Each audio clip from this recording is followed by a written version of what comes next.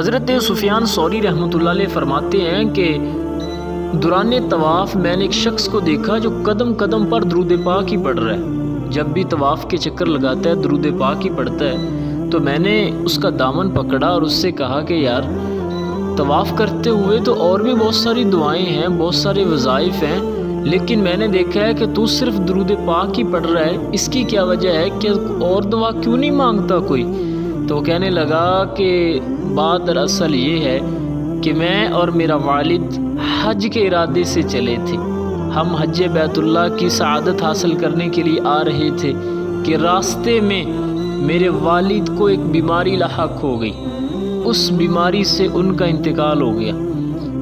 وہ نوجوان کہنے لگا کہ والد کے جانے کا دکھ تو ایک طرف، وہ جو پریشانی تھی وہ تو اپنی جگہ تھی، لیکن اس سے بھی زیادہ مجھے اس بات نے پریشان کر دیا کہ میرے والد کے انتقال کے بعد ان کا چہرہ سیاہ ہونے لگ گیا، چہرے کا نور ختم ہونے لگ گیا۔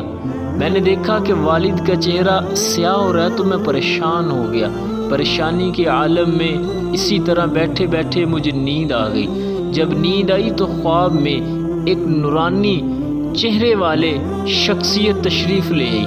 کہتے ہیں کہ اس قدر خوبصورت اور پیارا چہرہ تھا کہ میں نے اس سے پہلے کسی کا اتنا خوبصورت چہرہ نہ دیکھا۔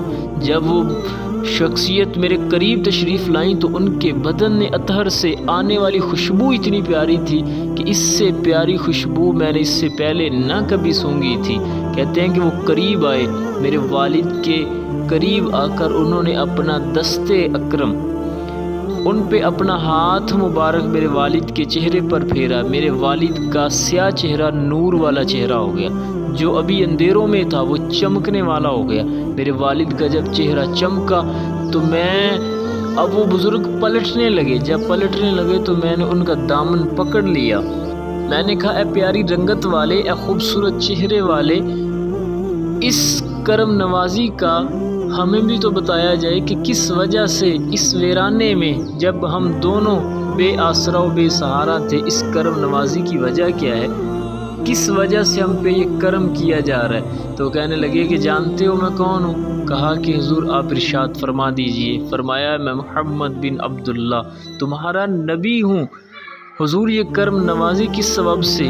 اللہ کے محبوب صلی اللہ علیہ وسلم نے ارشاد فرمایا جب تمہارا باپ بیماری کے عالم میں تھا تو اس نے ہم سے فریاد کی تھی، اور تمہارا باپ بے شک گناہگار تھا لیکن کثرت سے ہم پر درود پاک پڑھنے والا تھا۔ کہا کہ جو ہم پر کثرت سے درود پاک پڑھے ہم اس کی فریاد کو ضرور سنتے ہیں۔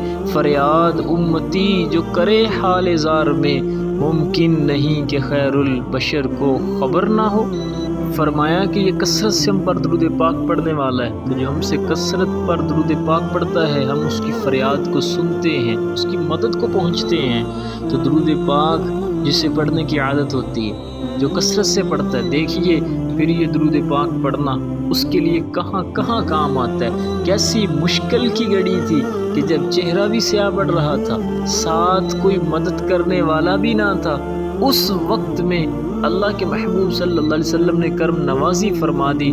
جب کسی کا آسرا و سہارا نہ تھا، حضور رحمت بن کے تشریف لائے، اس سیاہ چہرے کو نور والے چہرے میں بدل دیا۔ اللہ ہم سب کو بھی نبی رحمت صلی اللہ علیہ وسلم پر کثرت سے درود پاک پڑھنے کی سعادت عطا فرمائے۔